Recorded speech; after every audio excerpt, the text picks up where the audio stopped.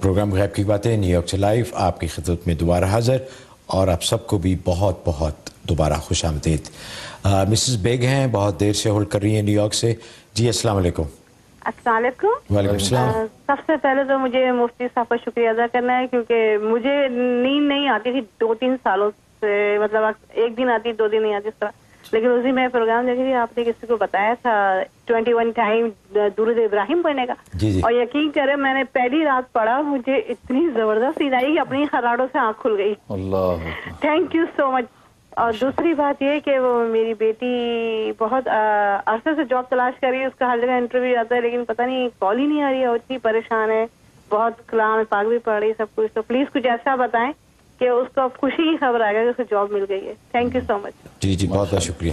اچھا، بہت مبارک ہے، آپ دور کا نماز شکرانہ بھی پڑھیں اور خدا حضرت صلی اللہ علیہ وسلم کی شان میں درود شریف بھیجیں۔ روزانہ ایک تسبیح صبح شام درود شریف کی آپ پڑھ کے بھیجا کریں، انشاءاللہ اور زیادہ توجہ حضرت صلی اللہ علیہ وسلم کی نصیب ہوگی، بہت مبارک ہے۔